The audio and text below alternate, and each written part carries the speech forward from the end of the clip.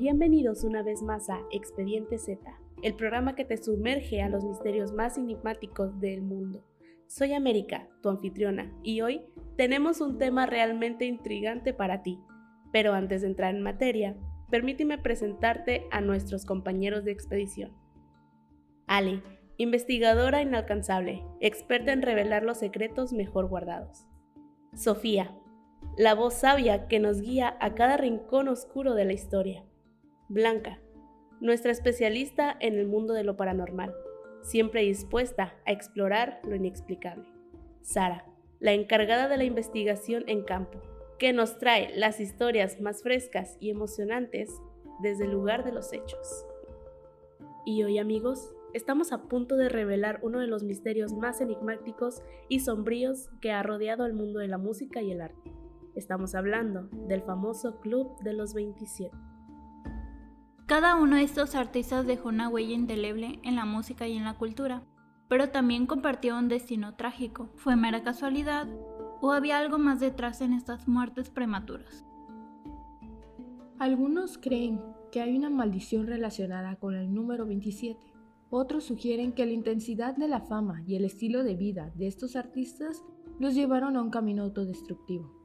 Pero hoy, en Expediente Z, vamos a explorar todas las teorías y secretos detrás del Club de los 27. Y no solo eso, también nos adentraremos en el mundo de los mitos y las leyendas que rodean a estos talentosos individuos. ¿Cuál es la verdad detrás del presagio de sus propias muertes?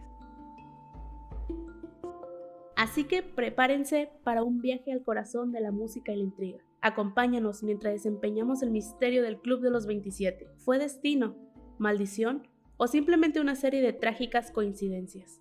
Descúbrelo en este nuevo episodio de Expediente Z.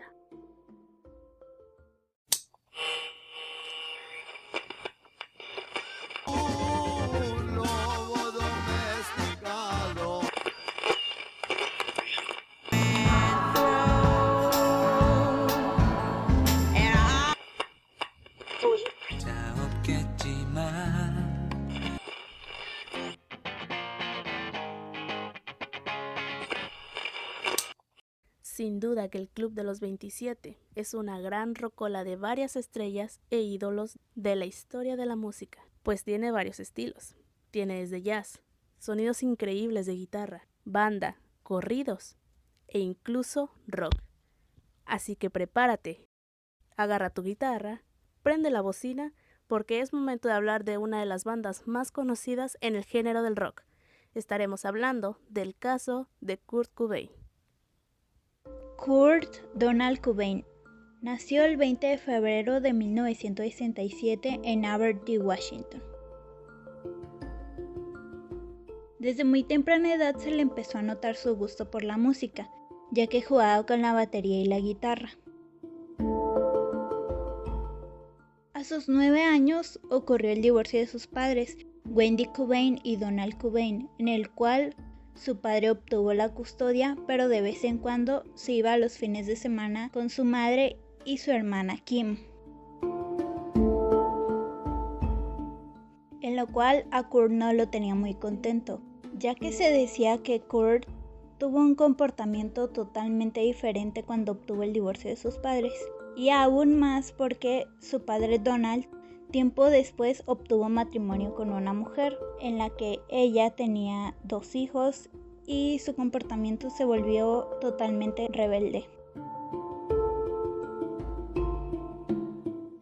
A los 14 años su tío le regaló una guitarra y de ahí comenzó a practicar y a practicar más sobre ello.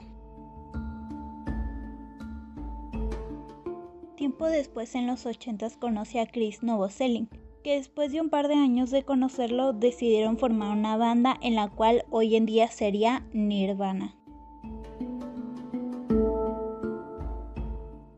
Nirvana fue una banda que impactó mucho en los 90s y gracias a ello conoció a su esposa Courtney Lauren, quien contuvo matrimonio en 1992 y tiempo después tuvieron una hermosa niña a la que llamaron Frances.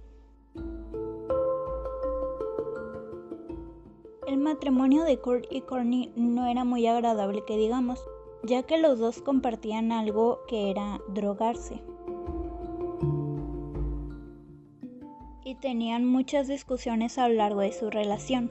Ya cuando tuvieron a Francis, hubo un tiempo en el que llegaron a perder la custodia, ya que Courtney Love dijo en una entrevista que Courtney en su embarazo había consumido heroína y que no sabía muy bien si iba a salir bien la bebé.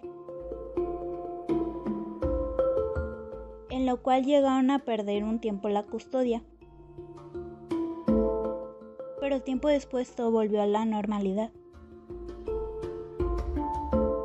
A lo largo de la gira de Nirvana en Europa ocurrieron varias cosas. Kurt tenía graves dolores en el abdomen, en los que tenía que acudir al hospital en esos momentos. Gracias a su bronquitis tenía que descansar varios tiempos en la gira. Además que su hospedaje en Roma tuvo una sobredosis de heroína en la que estuvo en coma 20 horas. Cuando Kurt Cobain despertó del coma, tuvo una conversación muy seria con Courtney, en el cual decidir sobre el futuro de lo que iba a pasar entre ellos dos y más que nada a su adicción con la heroína, en el cual tomaron la sabia decisión de internarlo. El 31 de marzo de 1994, Kurt Cobain acudió a un centro desintoxicante en Los Ángeles, en el cual unos días después se habría escapado y lo tomaron por desaparecido. El 1 de abril, Kurt llamó a su esposa Courtney, en el cual dijo: Courtney, pase lo que pase, quiero que sepas que hiciste un álbum muy bueno. Solo recuerda que pase lo que pase, te amo. Esas fueron las últimas palabras que Courtney escuchó de Kurt. El cadáver de Kurt Cobain fue encontrado en el invernadero de su casa en Seattle en la mañana del viernes 8 de abril de 1994, pero había fallecido 3 días antes, el 5 de abril de 1994. La persona que encontró el cuerpo fue un electricista, que había ido a instalar un sistema de seguridad, y el electricista aseguró que pensó que era un maniquí, pero tiempo después se dio cuenta que no era así. E inmediatamente dio aviso a la policía. Acerca de su autopsia, dicen que sobre su pecho yacía una escopeta, en el que había un tiro cerca de la barbilla y que terminaba en su cabeza. Y en su cuerpo se encontró heroína. Que fue así que las autoridades determinaron que fue suicidio, ya que cerca de la escena del crimen encontraron una carta escrita por el mismísimo Kurt, y también encontraron una caja en donde se encontraban la jeringa, cucharas y la misma heroína que se le encontró en su cuerpo. Abarcando en las teorías, la más oficial y la más conocida es que fue suicidio, ya que Kurt Cobain había asegurado ya en varias entrevistas, y él mismo ha dicho que tenía varios problemas de depresión y tenía mucha angustia y tenía mucho problema con las drogas, en especial con la heroína. Otra teoría que hay que mencionar y que varios fans conocen y aseguran que es verdad es que en realidad fue asesinado, ya que hay muchas pruebas que lo comprueban. Por ejemplo, no se encontraron huellas digitales en la escena del crimen, ni en la escopeta, ni en el bolígrafo con el que fue escrito la carta de suicidio, y en especial en la caja donde contenían la jeringa, la heroína y todo eso.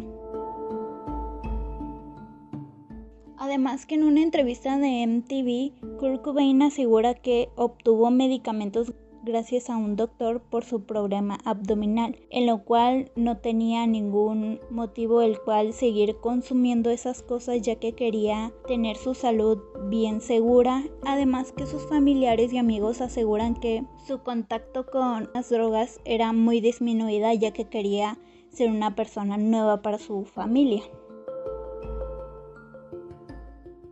Además que se hizo un análisis en la carta de suicidio y aseguraron perfectamente que la letra no coincidía para nada con la de Kurt Cobain. Y la última teoría es que en realidad sí fue asesinado, pero que la persona que fue la misma Courtney, su esposa. Ya que hay varias pruebas que lo comprueban. Por ejemplo, había rumores que ellos mismos se iban a divorciar y por lo mismo decían que por parte de Courtney había una infidelidad. Sin contar, la que más impacto tiene es que el Dulce, un vocalista de The Inverters, en una entrevista por un documental dijo que Courtney le había ofrecido $50,000 por matar a Kurt, en lo cual él se negó, pero 2 semanas después lo encontraron atropellado en las vías de un tren. En la carta de suicidio, Kurt Cobain se la había dedicado y más que nada había hablado como si lo estuviera escuchando su amigo imaginario, que si no me equivoco y si no mal recuerdo se llama Bo, y ahí redacta como él se sentía a lo mejor en ese momento que pues desgraciadamente ya no estaba en esta vida, y ahí redactaba cómo se le estaba pasando en esos días, en la rehabilitación y todo eso. Y al final es como que pues hace mención de Courtney, su esposa, y de Francis, su hija.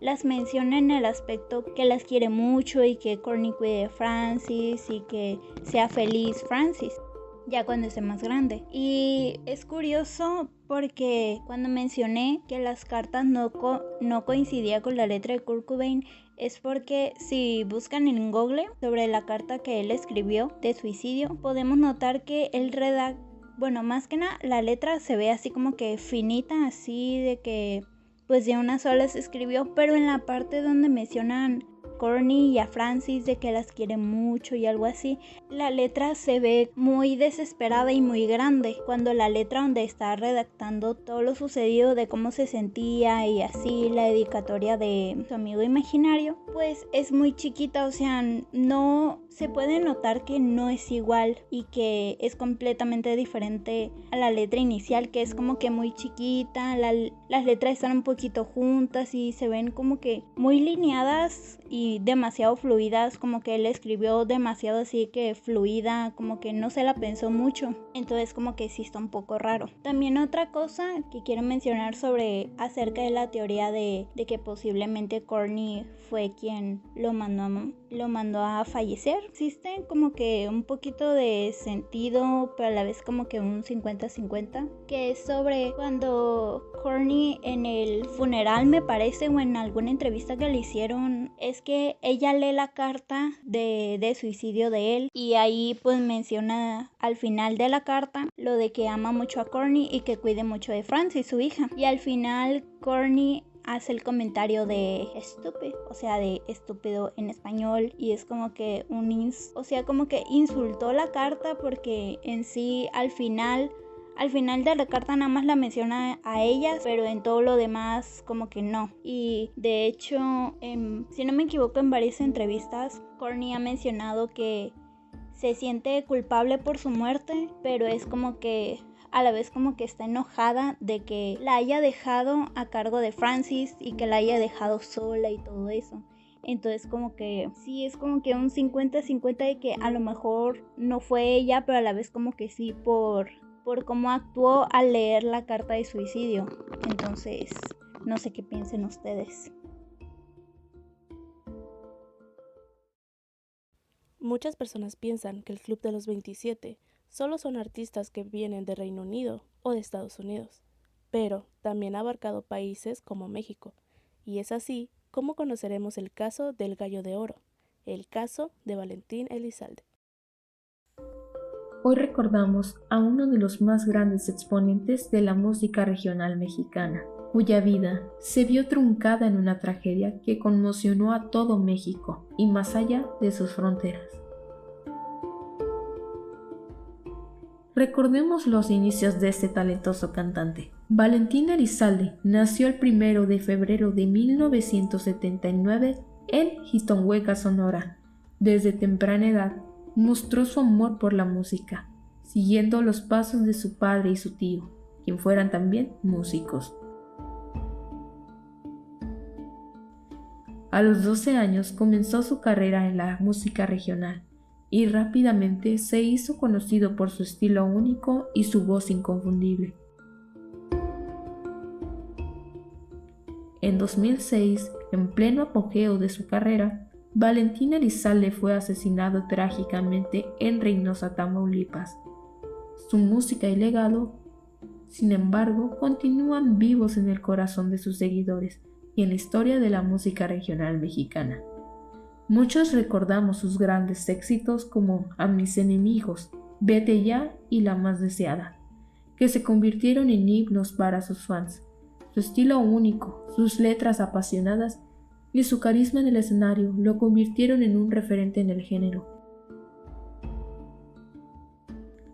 Además de su legado musical, Valentín Elizalde también dejó una marca en la industria por su estilo innovador y su capacidad de conectar con su público de manera auténtica y profunda.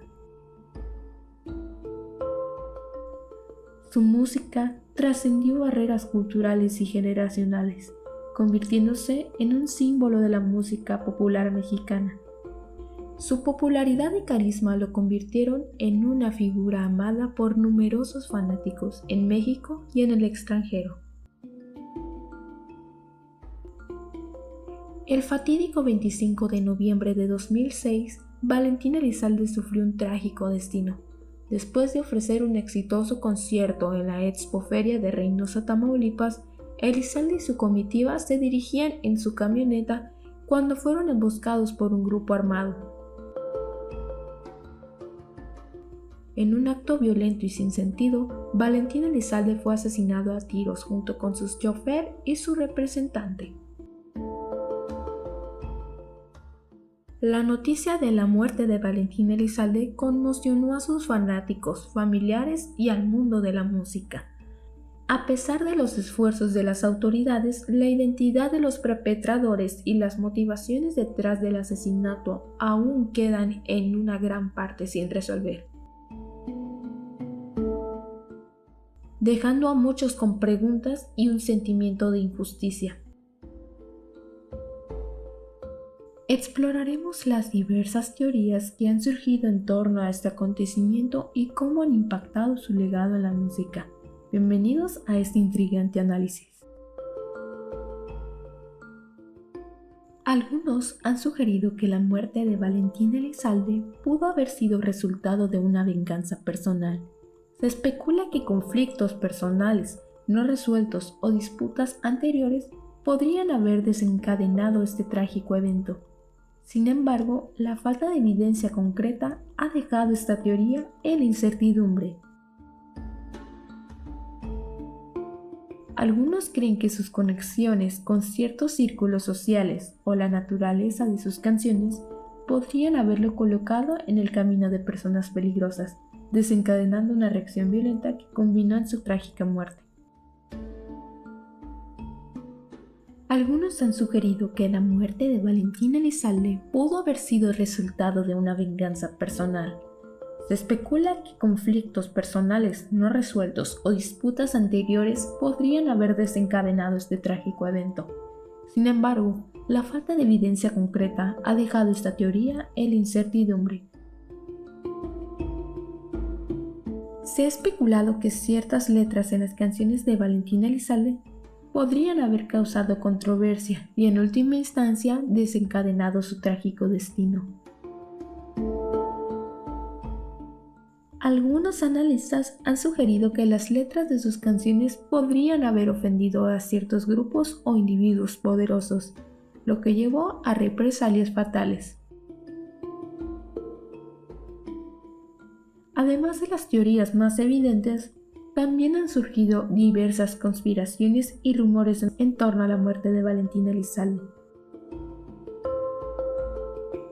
Algunos creen que su asesinato fue orquestado por fuerzas más allá de su comprensión, mientras que otros sostienen que hubo un encubrimiento por parte de figuras influyentes. Estas teorías, si bien intrigantes, carecen de pruebas sólidas que lo respalden. La teoría de la venganza personal en relación con la muerte de Valentín Elizalde sugiere la posibilidad de que su trágico asesinato haya sido el resultado de disputas no resueltas o conflictos anteriores en su vida personal. Se ha especulado que Elizalde pudo haber estado involucrado en enfrentamientos con individuos específicos o grupos que podrían haber deseado vengarse de él por razones que aún no se han esclarecido por completo. Dentro del mundo de la música y el entretenimiento, las rivalidades y las disputas personales no son inusuales. Valentín Elizalde, como figura prominente en el género de la música regional mexicana, habría estado expuesto a un entorno competitivo y a menudo cargado de tensiones, donde los egos, los celos y las rivalidades podrían haberse intensificado. Se ha teorizado que sus desacuerdos con otros artistas, productores, agentes o incluso miembros de su círculo cercano podrían haber desempeñado un papel en su trágico destino. La falta de evidencia concreta y la ausencia de detalles claros sobre los posibles adversarios o el motivo exacto detrás de cualquier posible venganza personal han dejado esta teoría en un estado de incertidumbre y especulación. Además, la naturaleza reservada de ciertos círculos de la industria musical y la reticencia de algunas personas a hablar abiertamente sobre posibles desacuerdos o disputas personales han dificultado la verificación de esta teoría. La falta de pruebas tangibles ha contribuido a la persistencia de la incertidumbre en torno a los motivos que podrían haber conducido a una venganza personal en su contra. A pesar de las especulaciones, sigue siendo difícil determinar si la muerte de Valentín estuvo directamente relacionada con algún conflicto personal en específico. La incertidumbre en torno a esta teoría ha perpetuado la intriga y el misterio que rodean su trágico asesinato, dejando abierta la posibilidad de múltiples narrativas en torno a este evento lamentable y perturbador en el mundo de la música regional mexicana.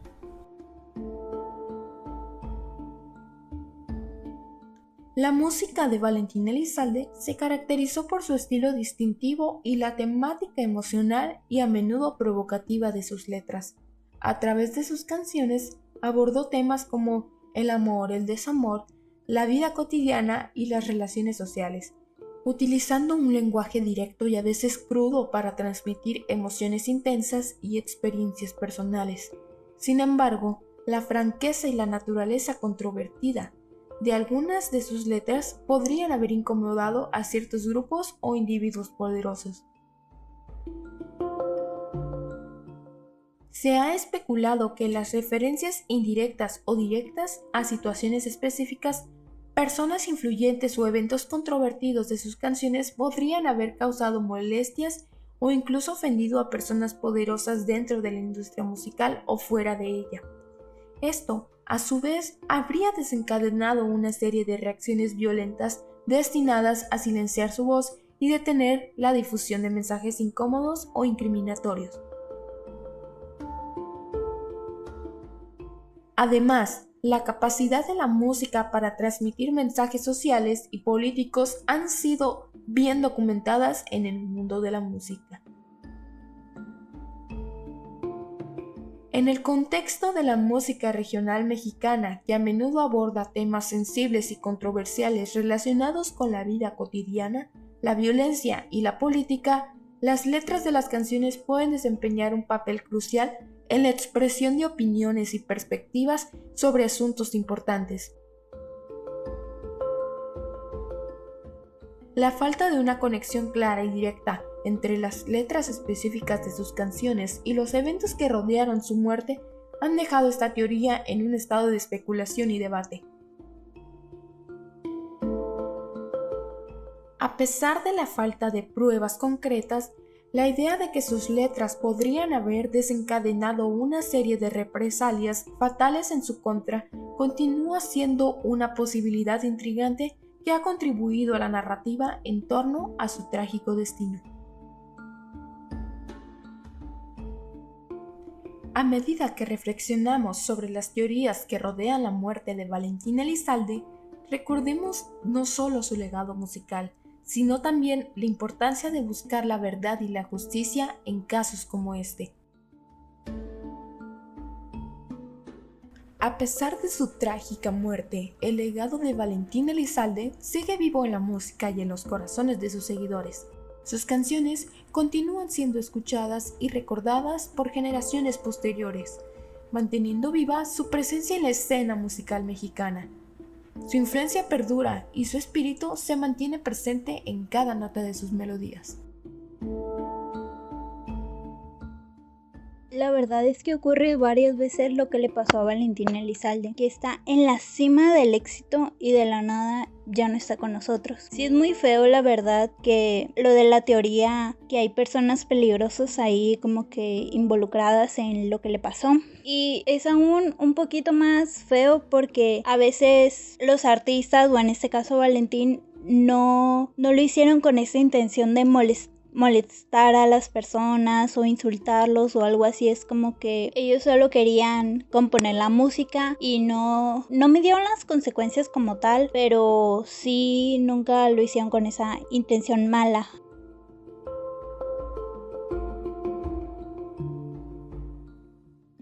A Valentín Elizalde yo lo conozco prácticamente por infancia, como por mi padre, que él escuchaba las canciones. Cuando fue lo de su fallecimiento, pues yo no recuerdo. En ese entonces yo tendría como 2, 3 años y pues la verdad no recuerdo nada de lo que pasó, pero sí llegó a marcar como una parte de mi infancia. Y no creo que solo a mí, yo creo que a muchos niños de la región mexicana que hayan pues escuchado canciones de Valentín Elizalde, ya sea por sus padres o porque estaban en la tele siempre. Se me hace muy triste la manera en cómo descendió a mejor vida. Hubo un tiempo, de hecho, en el que yo lo confundía con Chalino Sánchez. No sé si soy la única que me haya pasado, pero yo los confundía porque pues se me hacían muy parecidos, ya que cantaban el mismo estilo regional mexicano, y curiosamente los dos murieron como de la misma forma. ¿No se les hace un poquito curioso eso de que los dos en sus puntos como más altos los mataron pues prácticamente de la misma manera, que los hayan fusilado y con advertencias?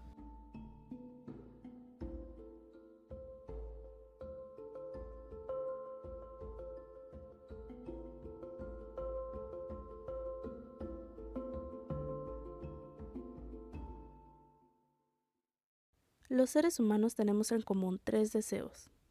Deseamos fama, deseamos dinero y deseamos amor. Y muy pocos son capaces de lograr estos 3 sueños. Adentrémonos en el caso de Amy Winehouse y ver cómo una chica que logró llegar al éxito fue el precio de la fama, la que la condenó a su misma muerte. Ahora continuaremos con una figura icónica en la industria de la música, recordada tanto por su inmenso talento como por las tragedias personales que enfrentó, cuya música sigue siendo influyente y su legado perdura a través de las generaciones. Me refiero a nada más y nada menos que a Amy Jade Winehouse, o mejor conocida como solo Amy Winehouse,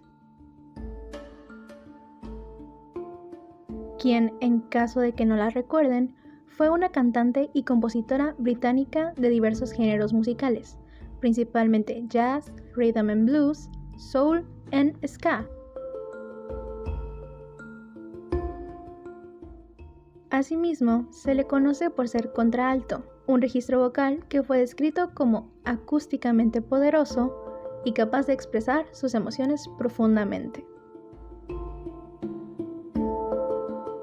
Amy Winehouse nació el 14 de septiembre de 1983, en el seno de una familia judía y con tradición musical en el jazz. Se crió en los suburbios de Southgate, en el norte de Londres, junto con su padre Mitchell, quien era un conductor de taxi, su madre Janice, quien era farmacéutica, y su hermano mayor, Alex. Su padre Mitchell le cantaba constantemente éxitos de Frank Sinatra, lo que la llevó a desarrollar una cierta admiración por este artista. Dentro de sus primeros años, un dato que considero que debemos remarcar es el hecho de que sus padres se divorciaron cuando ella tenía 9 años. Considero importante remarcar este dato ya que en ese tiempo empezó a mostrar signos de una conducta algo difícil, ya que estuvo rondando en diferentes escuelas de teatro, donde siempre era expulsada por no ser aplicada, y a su vez mostraba actitudes de rebeldía, como incluso hacerse un piercing en la nariz. Dentro de sus inicios musicales, Winehouse recibió su primera guitarra a los 13 años y comenzó a componer un año más tarde. Al poco tiempo empezó a actuar en pequeños bares de Londres y más tarde formó parte de una pequeña banda femenina de jazz. A los 16 años, su novio, el cantante Tyler James, entregó una maqueta suya a un productor, y así Winehouse comenzó su carrera profesional. Firmó su primer contrato musical con Simon Fuller, al que posteriormente renunció en 2002. Dentro de sus logros musicales, su álbum debut llamado Frank, titulado así por su admiración a Frank Sinatra, salió a la venta el 20 de octubre de 2003, que mezcla influencias de jazz y pop. Fue aclamado por la crítica y estableció a Winehouse como un artista a tener en cuenta en el panorama musical británico.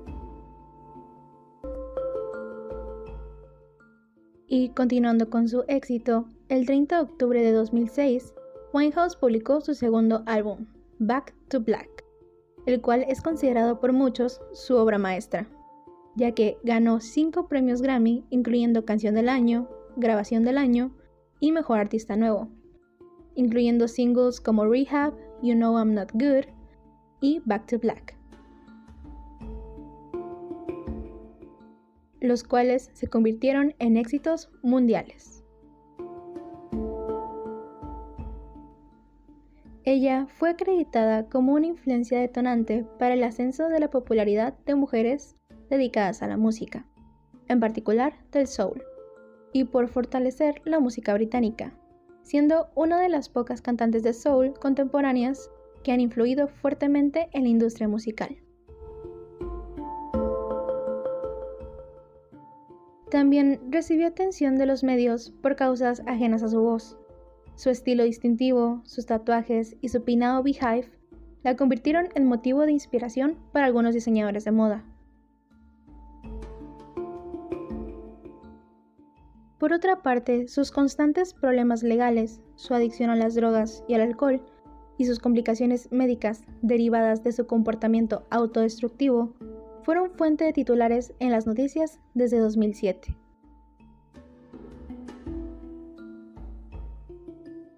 La popularidad alcanzada acaparó la atención de los medios, los cuales comenzaron a interesarse e indagar en su agitada vida personal, la cual retomaremos 3 años después de su ruptura con Tyler James en 2005. Winehouse, a la edad de 21 años, conocería a Blake Fielder Civil, mientras pasaba la noche en un bar en la ciudad de Londres. Se dice que el flechazo entre ambos fue inmediato, y aunque cada uno tenía pareja, continuaron con su romance. Por fin, algunas semanas después, Winehouse rompería con su novio de ese entonces, George Roberts, y Blake con su novia, y así ambos formalizarían una relación. Más tarde, Winehouse se tatuó el nombre Blake en el pecho, a la altura del corazón. Sin embargo, tras varios meses juntos, Blake puso fin a la relación para regresar con su antigua novia, con quien llevaba tiempo engañando a Winehouse. Desde el quiebre, la cantante pasó por un periodo de consumo de pastillas para la depresión, violentos cambios de humor y pérdida de peso debido a la bulimia en que había recaído, producto de su depresión. Finalmente, la condición de salud de Winehouse mejoró en el año 2006, y la plena recuperación coincidió con la grabación de su segundo y último álbum de estudio, Back to Black, dedicado a Blake.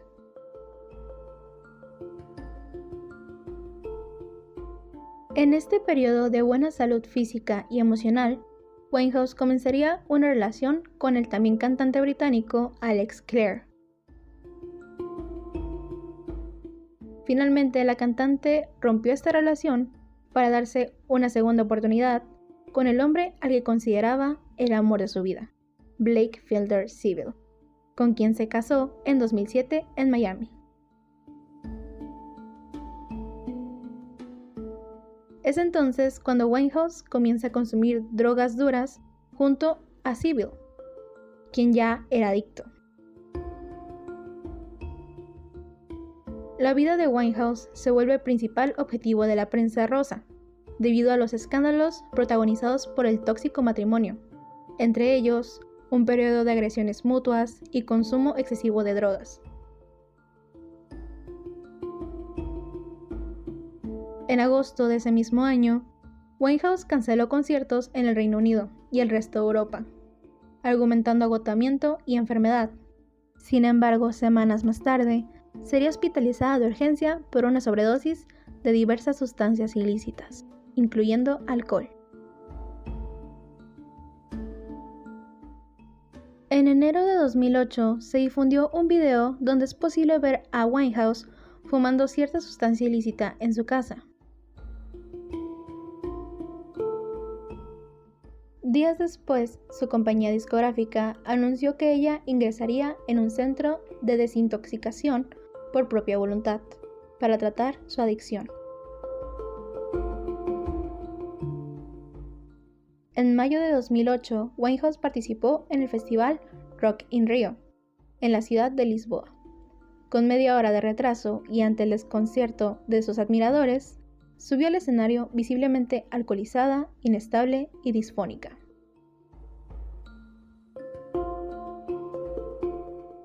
Finalmente, en julio de 2009, Blake Fielder Civil, quien cumplía condena en prisión por agresiones, intimidación, chantaje y amenazas al dueño de un local de Londres, presentó una demanda de divorcio contra Winehouse.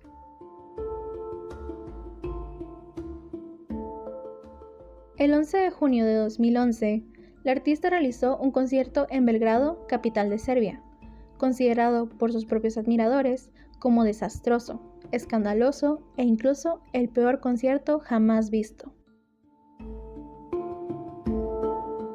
Pues Amy subió al escenario completamente ebria e incapaz de cantar. La crítica fue tal que el artista canceló el resto de las funciones, regresando a su hogar antes de lo previsto.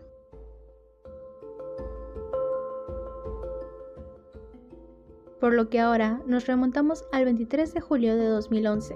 Sobre las 16 horas, Winehouse fue encontrada sin vida en su apartamento en Camden, Londres. Tenía 27 años. La policía británica respondió a una llamada del servicio londinense de ambulancias tras reportes del deceso de una mujer, que fue declarada muerta inmediatamente. Se realizó una investigación para hallar las causas de su muerte, descrita por la policía como inexplicada. Inmediatamente, los medios de comunicación y la muchedumbre se reunieron en los alrededores de la residencia de Winehouse para rendirle honores. Los investigadores forenses entraron en el apartamento una vez que la policía aisló la calle. Su discográfica Universal hizo un comunicado público en el que declaraba: "Estamos profundamente afligidos en la pérdida repentina de una artista tan dotada y admirable". Un mes después, el 23 de agosto, la familia de Winehouse dio a conocer un breve comunicado sobre los resultados de las pruebas de toxicología devueltos por las autoridades. No había drogas ilegales, y la causa de la muerte aún no se pudo determinar. La declaración concluye: La familia desea dar las gracias a la policía y al juez de instrucción por su investigación exhaustiva y continúa para mantenerlos informados durante todo el proceso. Se espera que los resultados de la investigación se publiquen en octubre. En una entrevista en la CNN en septiembre, el padre de Winehouse, quien a su vez se encontraba en proceso de rehabilitación de alcoholismo, sostuvo la teoría de que su muerte pudo producirse por un ataque provocado por las sustancias que le habían prescrito para aliviar los efectos del síndrome de abstinencia del alcohol. Todo lo que Amy hizo, lo hizo en exceso. Bebió en exceso y también se desintoxicó en exceso. El 25 de octubre de 2011 se hizo público el resultado de la autopsia. La forense Suzanne Greenway dijo que la muerte repentina fue la consecuencia no intencionada de la gran ingesta de alcohol por parte de la cantante. En su apartamento se encontraron 3 botellas de vodka vacías, 2 grandes y una pequeña. La investigación forense halló 416 miligramos de alcohol por decilitro de sangre, siendo que el límite para conducir en Gran Bretaña es de 80 miligramos por decilitro de sangre. El patólogo que realizó el examen post-mortem afirmó que 350 miligramos por decilitro de sangre era considerado un nivel fatal, es decir, que implicaba la muerte. El examen concluyó que los órganos vitales estaban en buen estado, pero que el artista tenía grandes cantidades de alcohol en el sistema, por lo que su respiración podría haberse detenido y habría terminado en un coma. Las pruebas toxicológicas no hallaron en su cuerpo sustancias ilegales cuando murió. Sus restos descansan en el cementerio de Edgeworth en Londres.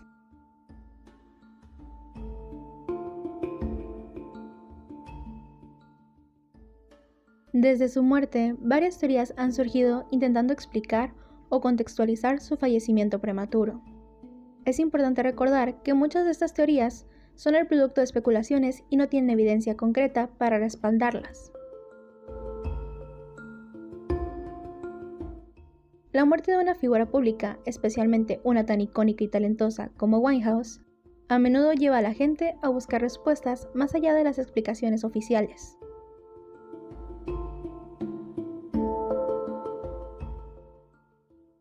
Inmediatamente después de su muerte, hubo especulaciones de que Winehouse había muerto por una sobredosis de drogas ilegales, dada su historia pública de lucha contra la adicción.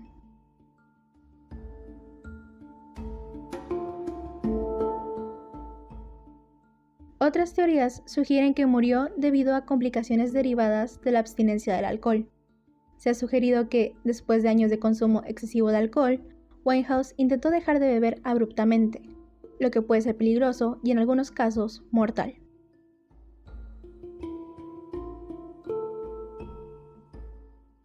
A su vez, como suele ocurrir con la muerte de figuras públicas, surgieron teorías de conspiración que implicaban a la industria de la música.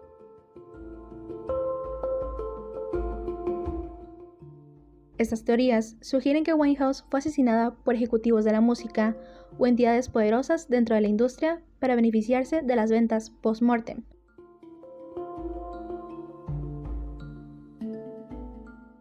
Algunos incluso han especulado que la relación tumultuosa de Winehouse con Blake Fielder Civil, que estuvo plagada de abuso de sustancias y otros problemas, pudo haber contribuido a su declive y eventual muerte.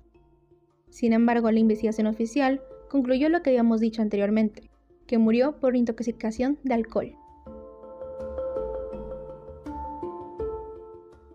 A pesar de su corta vida y carrera, Amy Winehouse dejó una marca indeleble en la música. Es recordada por su talento sin igual y su habilidad para canalizar el dolor y la emoción en su música. Sin embargo, es vital recordar que la adicción es una enfermedad compleja, y cada individuo enfrenta su propio conjunto único de desafíos. Es importante abordar estas cuestiones con empatía y sensibilidad, y recordar a Amy Winehouse no solo por las circunstancias de su muerte, sino también por el inmenso talento y legado musical que dejó atrás.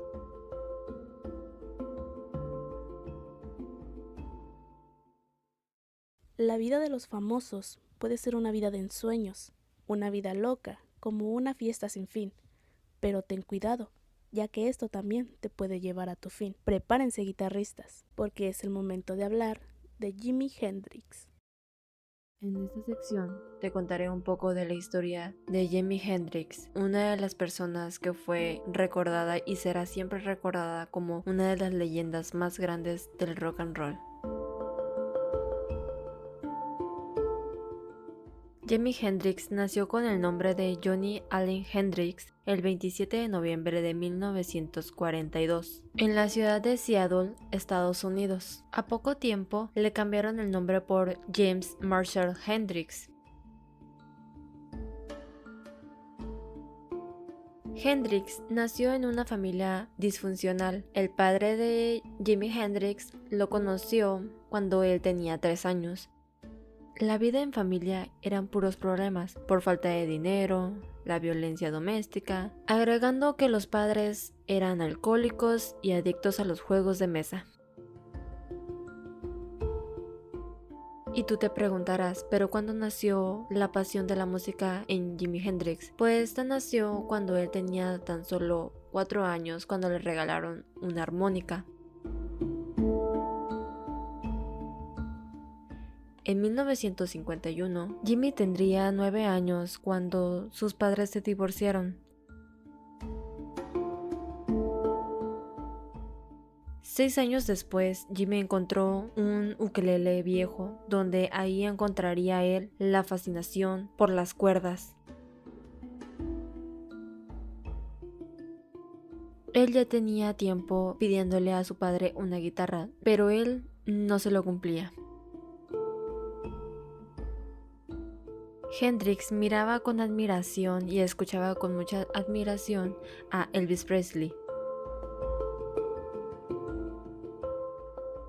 mientras trataba de él imitar lo mismo, pero con el ukelele.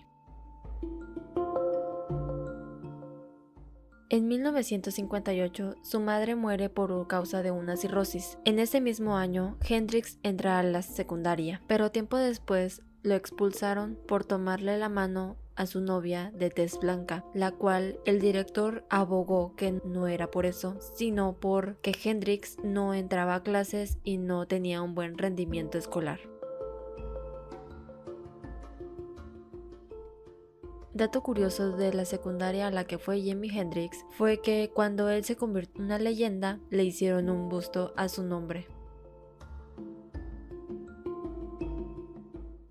A mediados de 1958, Jimi Hendrix se compraría su primera guitarra acústica por tan solo $5. Él solía practicar durante todo el tiempo, durante todos los días que él podía, y además un dato curioso de él es que era zurdo. Aunque muchos le decían que no podía llegar muy lejos por su condición, sino que él se empezó a buscar entre otros artistas que eran famosos y tenían la misma condición de él. Él se adaptó y adaptó la guitarra a él, y ahí fue donde él sacó el tema para la banda sonora de Peter Gunn. A sus 15 años, Jimi Hendrix formó una banda de Velvet Tones. Ahí fue donde se dio cuenta que su guitarra no era lo suficientemente fuerte como para estar en una banda. Ahí fue donde por fin su padre le pudo regalar una guitarra Supro Oxar de una tonalidad blanca. El primer día en que Jimi Hendrix tuvo un concierto con una banda que no tenía nombre en un sótano de Sinaloa, ese mismo día lo botaron por fanfarrón. Un poco tiempo después se unió a The Rocker King cuando ya se estaba acoplando con guitarristas más conocidos de la zona. Le roban su guitarra y ahí fue donde su padre nuevamente le compró otra guitarra, una Civil War D'Alertro roja. A los 19 años, todo estaba saliendo excelentemente bien para Jimi Hendrix cuando conducía un auto de dudosa procedencia, cuando lo detuvo la policía. Anteriormente, Jimi Hendrix había robado un auto. En esta ocasión, le dieron dos opciones, o ir a prisión o unirse al ejército. Y el 31 de mayo de 1961, y sin pensarla mucho, Jimi Hendrix se unió al ejército. Pero no creas que porque Jimi Hendrix estaba en el ejército, no iba a dejar de tocar. Jimi le mandó una carta a su padre para que le mandara la guitarra y siguiera tocando, y eso fue lo que el padre de Jimi hizo. Ahí fue donde conoció al bajista Billy Cox y empezaron a tocar juntos para el club de la base militar, ellos dos y otros músicos, en una banda muy poco organizada llamada The Casuals. Aunque Jimi terminó su entrenamiento en 8 meses de paracaidista, no duraría más tiempo porque claramente a él no le llamaba la atención. Fue donde Jimi buscó a su jefe para que redactara un escrito en el cual diría que no tenía interés de seguir con la milicia porque él tendría otros sueños. En 1963 fue en donde su amigo Cox salió de la milicia y se mudó con su amigo Hendrix en Carlisle, Tennessee. Ahí fue en donde formaron la banda Kings Carswell. Hendrix miraba cómo otros guitarristas famosos en esos tiempos empezaron a tocar sus guitarras con los dientes y él claramente no se podía quedar atrás. Empezó a tocar la guitarra con los dientes y empezaron a llamar mucho más la atención. Ahí fue en donde empezaron a tocar en el club del Morocco, en el cual era un club de moda. En varias ocasiones, Jimi fue un guitarrista de apoyo para otros cantantes o bandas. Tiempo después, a Jimi le empezó a hartar el seguir las órdenes de otras bandas y fue en busca de más. En 1964, Jimi Hendrix se iría a Harlem, en New York, donde claramente él buscaba formar una carrera de éxito, y en el mismo año lo empezó a lograr. En poco tiempo empezó a grabar su primer sencillo con la banda Isley Brothers. Poco tiempo después, a Jimi le empezó a hartar el seguir tocando los mismos temas en la misma banda, así que se retiró. Tiempo después se integró en la banda de el gran arquitecto Little Richard. En febrero de 1965 grabó su primer y último sencillo con Richard. Todo al parecer iba bien, pero en realidad es que había muchas discusiones entre Jimi y Richard por la cuestión de que llegaba tarde, por el vestuario y por las medidas que Jimi Hendrix tomaba en el escenario.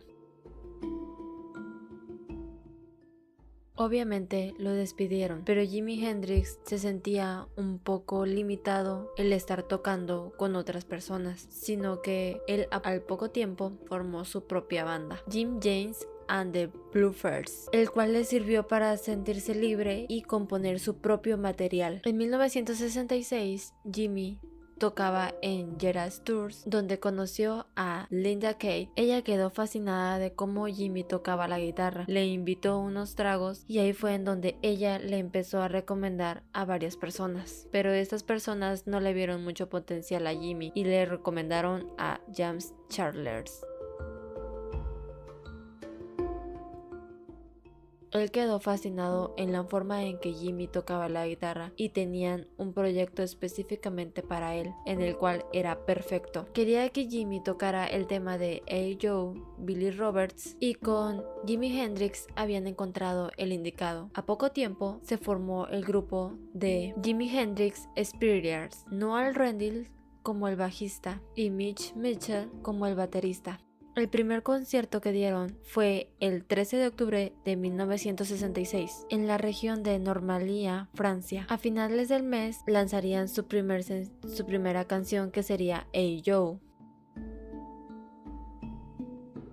La primera canción compuesta por Jimi Hendrix fue Tom Free.